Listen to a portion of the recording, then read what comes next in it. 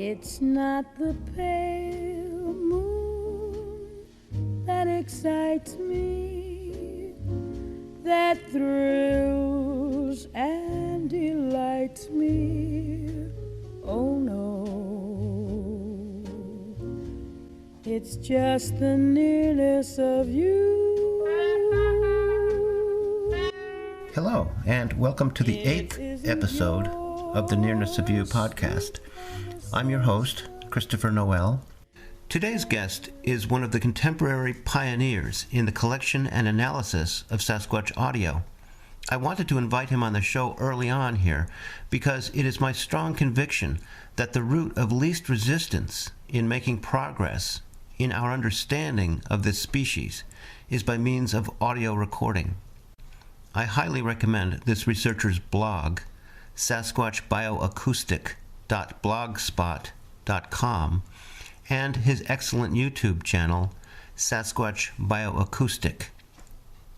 As you'll hear in our conversation, and in the samples of his work that I will include, his 10 years of intensive study have produced many valuable insights into the characteristic range and variety of our next of kin's voice, and this has allowed for a much more intimate experience, shrinking both the physical and the conceptual distance between us.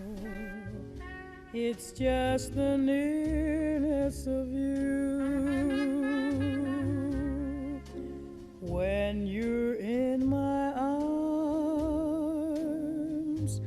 and I feel you so close to me.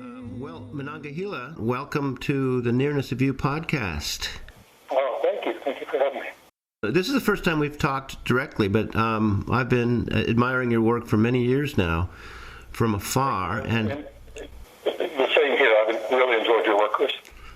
And a few times over the years, you've helped me when I've needed advice on audio, both in terms of setups and in terms of analysis, hearing what I'd recorded better than I could hear it, and helping me to interpret it. So thank you for that. My pleasure.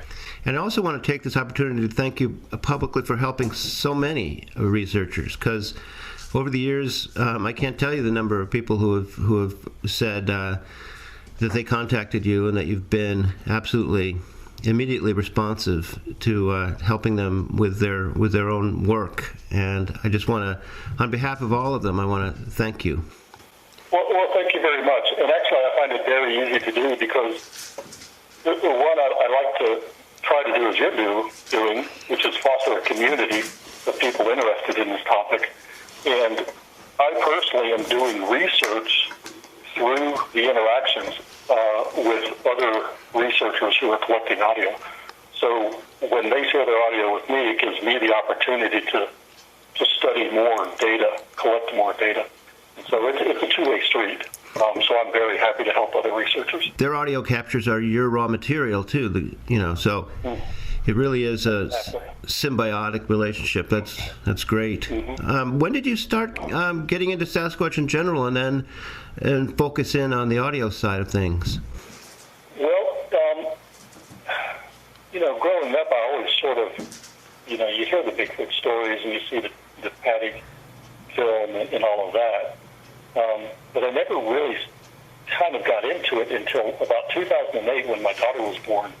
I was sort of housebound, and I needed a new hobby. I couldn't get out in the woods hiking and caving and fishing and doing all the things that I normally do. So I started just surfing around the internet, and I came across the Bigfoot topic, and then I hit upon a couple of audio recordings that purported to be Bigfoot sounds. And I listened to these recordings, and there was enough variety in there that I realized, I had a unique skill set or tool set from my time in the Air Force back in the 1980s and 90s, where I was a cryptolinguist, much like Scott Delsing. Oh. Yeah, exactly. Similar career field. Although he did an entire career there. I was in the service for 7 years doing this. But I realized that I had developed enough of a talent and skill in that field that I could apply some analytical skills that I had developed in the military.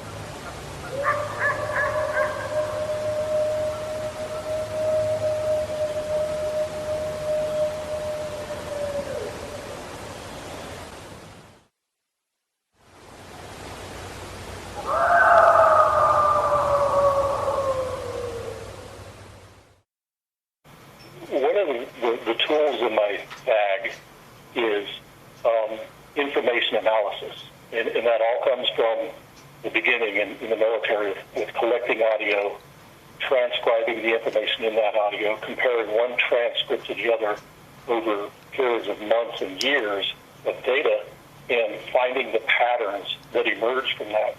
And it's a big involved topic I won't go into here, but it's basically deduction of information from raw data. After a couple of years of pouring through reports and audio, it became quite apparent to me that there was something unique going on here.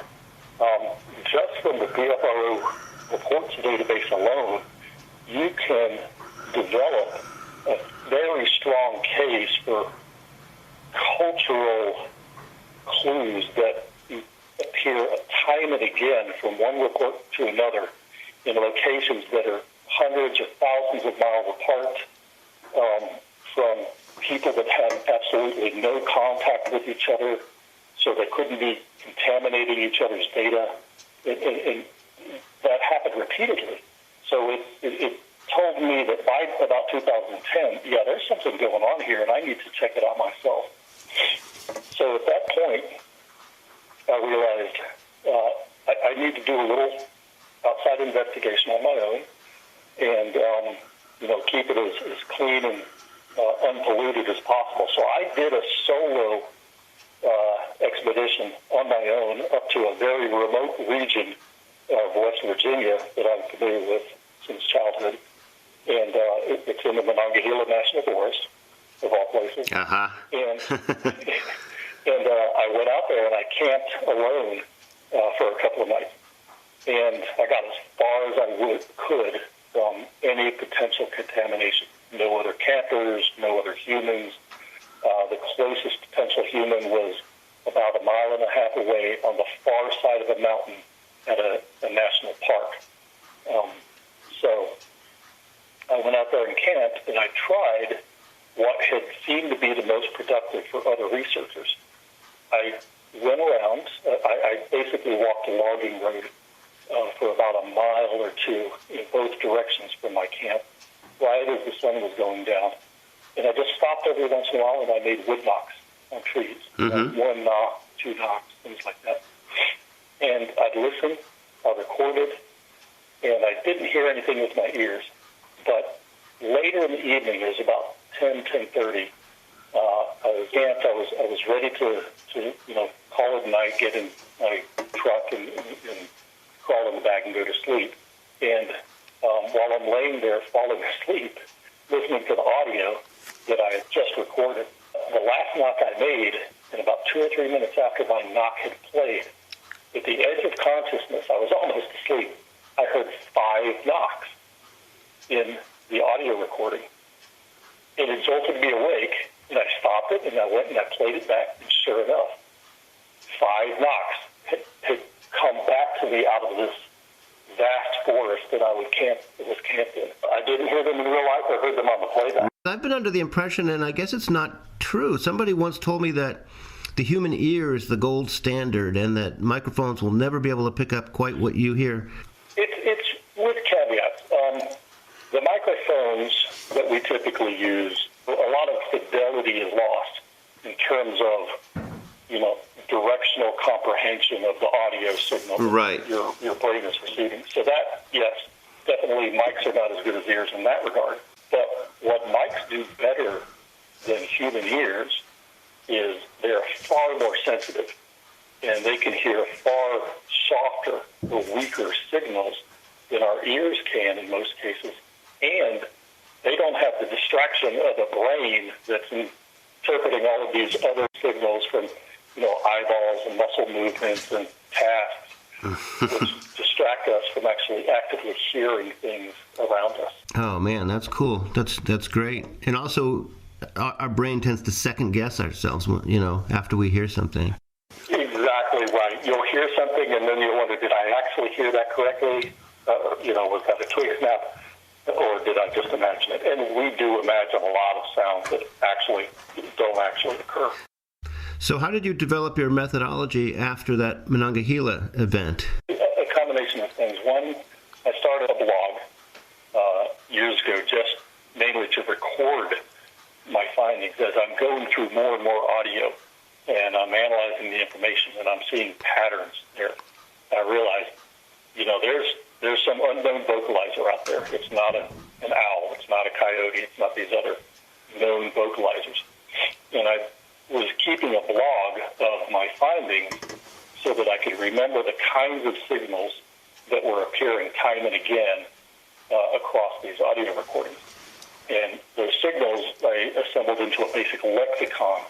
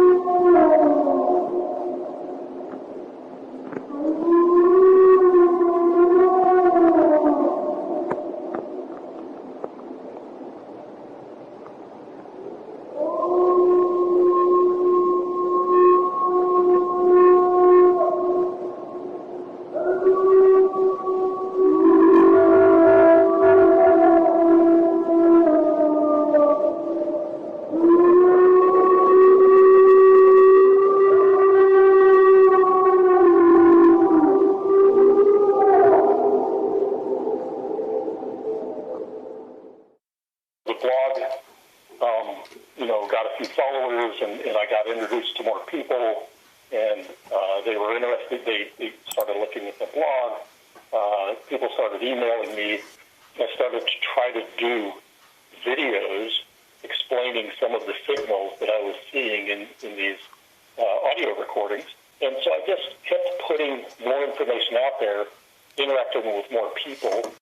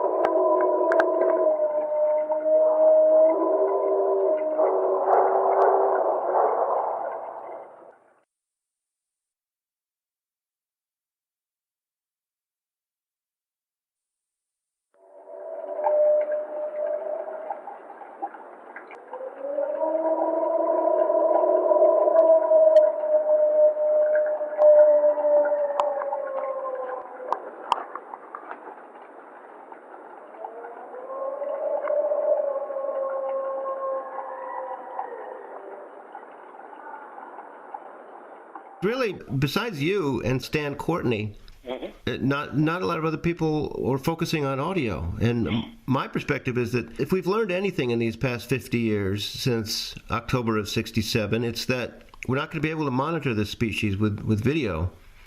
You're right. You know, much less any kind of traditional anthropological approach like on-site immersion in their culture.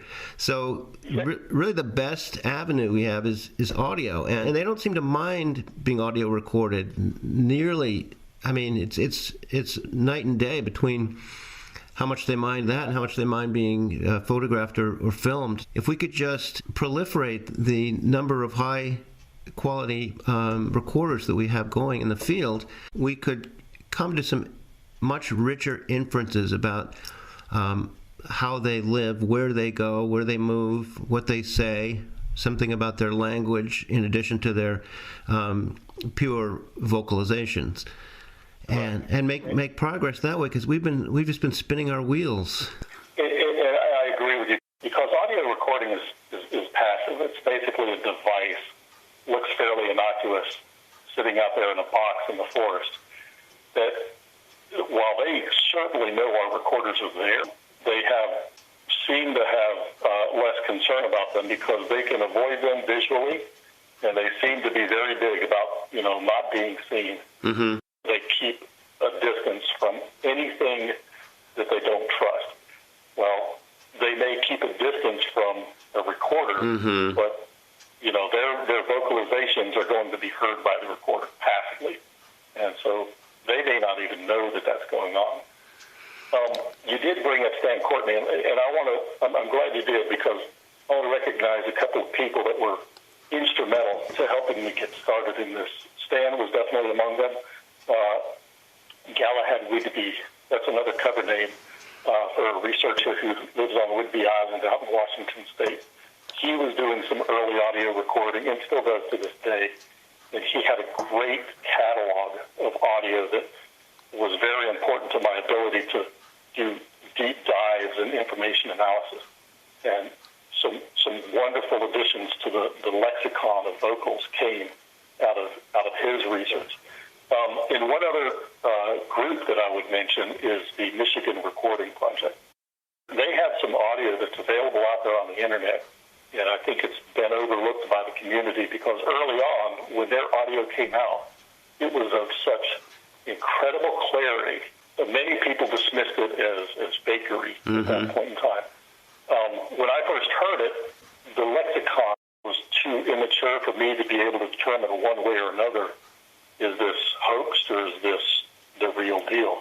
When you first begin the information analysis, you're collecting data, and you're not seeing enough data to recognize the same patterns emerging over and over. But, and that was the case in most audio recordings that I collected. But I held on to everything, and over time, as I heard more and more, I was able to go back and listen to the audio that I had collected earlier and confirm that, yes, this is valid, and even discovered new signals that I had overlooked before. Wow. So, that was a cross-germination between you two. Exactly. If a research project is ongoing to this day, they go out and record every summer in their research area. Unfortunately, now they won't share their audio publicly because of the thrashing they took from the community back in 2007, 2008. So they keep it to themselves, but they share it with me. And I'm blessed to say that over the years they have caught some phenomenal audio.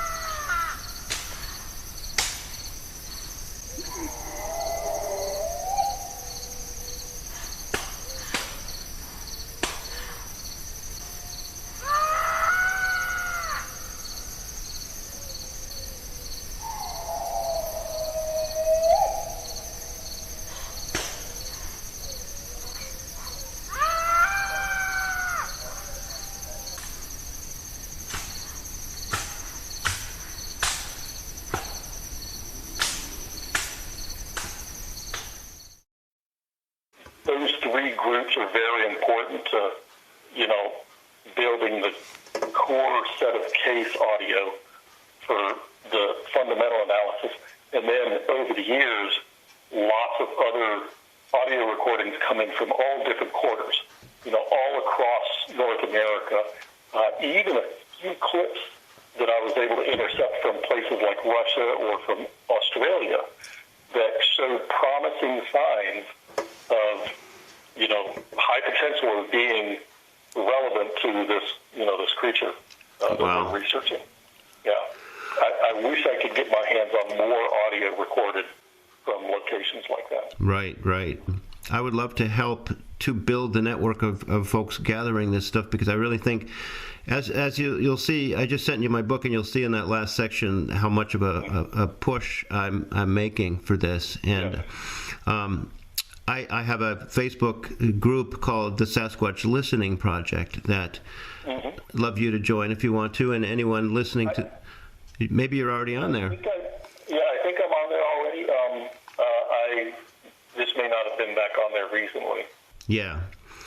Anybody listening to this who's interested in what Mono and I are talking about and want to get on board with what will be the leading edge, I believe, of Sasquatch research over the next few months and years, please join up if you're a joiner in the Sasquatch Listening Project on Facebook, and you will be kept up to date on the most recent work in this regard. Well, as we talked about, I like to keep these short, so maybe we could do another one down the road and get into more of the fine points of... Sure, we could, because, you've heard me mention the lexicon of signals. And I think it would be worthwhile to have a conversation where we dive into that so that other folks who are listening to audio, when they hear a weird sound, might be able to associate that with the lexicon, or, dismiss it as, okay, that's a coyote, or that's an owl, or what have you. And I often ask people, what fascinates you about this species? That's a good question. Honestly, what fascinates me about it, and this comes through the path that I've taken to realizing, beyond a shadow of a doubt, that this is a living, breathing species, and a surviving population of these creatures that are out there. It's all come through my research of data that's uncontaminated from many different points, and it's based solely on a set of skills that I was trained to develop, or trained and developed early in my life in the military, and had no clue at that point that those skills would ever come into play decades later as I was setting off on this little journey. And through that journey, it's shown to me, beyond a shadow of a doubt, that there is something that lives in our forests. It's more than one of them. It's many of them. And just through the audio alone, I can infer quite a good bit about how they live, how they communicate, when they may be in the area, where they may be when they probably aren't in the area, and just how stealthily they live around us without us ever really knowing about it. And on the few occasions where they do actually make an appearance, how completely, unexpected and unacceptable it is in our culture. Exactly. That's a good way to put it. Yeah. Yeah. And so for that kind of a paradox to exist in our times where we believe, we've mastered the universe, it's a grand inside joke that I'm on the inside of, and so I appreciate it from that perspective. That is so well put. That's how I feel. I always walk around with a kind of hidden grin, or an interior grin. It's as though it's kind of like being born again. It's analogous to that. And you think, I know the truth and you guys don't. And it's a delicious kind of thing. It is. And, I sit in these boardrooms Meeting with executives, working with professionals day in and day out in my life. And, I dare not bring the subject up because I'd be thrown out on my ear. But I have that internal grin, as you say, that, I understand the mystery of the universe that most of these folks would never begin to entertain. Mm-hmm. And it is delicious. And no matter how other people are more successful or seem smarter or have more money, they don't have this. No, they don't have this. Well, Mononga, Hela, it has been a delight and a privilege to have you on this podcast, and I do want to put a bookmark in this for a part 2 down the road in the not-too-distant future. Thank you, Chris. This has really been an enjoyable conversation, and I look forward to doing it again. To hold you ever so tight and to feel